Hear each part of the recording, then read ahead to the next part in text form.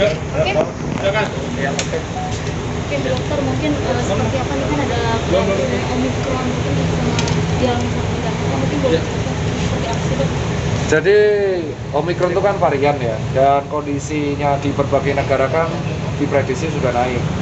Kayak kita lihat Turki dan Inggris itu udah naik. Nah, sebenarnya dari bulan November, karena di negara lain udah naik, cepat atau lambat di Indonesia itu pasti akan naik.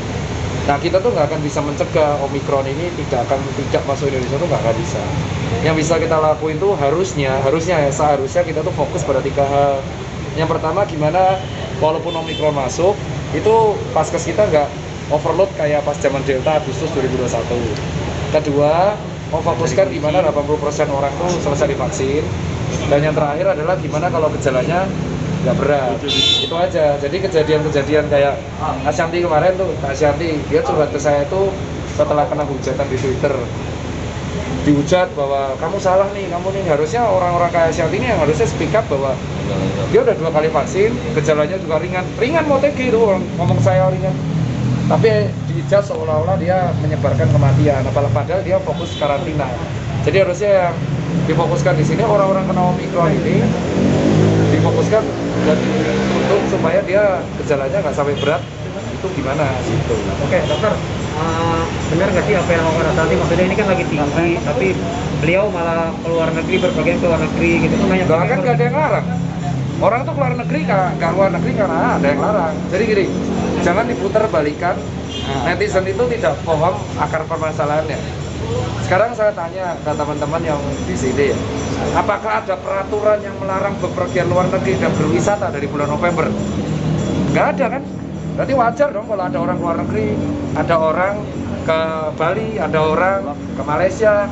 As long ketika pulang mereka patuh dengan aturan karantina. Kalaupun kena COVID mereka patuh. Sekarang lihat, bukan kita membela ya. Pasien Ashanti itu pasien, saya dokter. Jadi logikanya kalau dia pasien saya, seandainya dia pasien saya akan melindungi hak pasien. Dia pulang, dia kena COVID. Ternyata dari genom dia kena Omikron. Kabur nggak? Nggak. Patuh nggak? Karantina di RS Premier. Berapa hari? 11 hari. Gejalanya diupdate. Update. Ikut edukasi? Iya. Vaksin 2 kali? Iya. Tracingnya? Iya. Salahnya gimana? Nah, sekarang yang saya tanya, berapa banyak orang yang liburan sesama di kota di Indonesia kena radang tapi nggak mau di PCR? Itu yang harusnya digoreng. Jadi apa yang dilakukan Ashanti nggak salah. Nggak salah dong, dia patuh kok. Untuk bahasa Omikron itu bahasa kesehatannya Mutasi, gimana sih ya? mutasi. Jadi Omikron itu adalah bentuk mutasi, kayak huruf kayak alpha, beta, delta plus, Omikron. Jadi mungkin ada mutasi lain, pasti. Jadi akan ada Omikron yang lain. Kebetulan Omikron ini menular lebih cepat daripada delta. Biasanya delta itu 10 hari, ini 5 hari sembuh.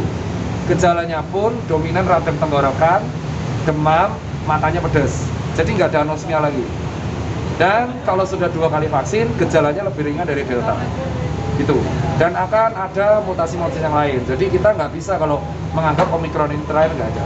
Ya, artinya gejalanya sama berarti gejalanya lebih ringan dari Jadi kalau dibanding delta, dia lebih ringan.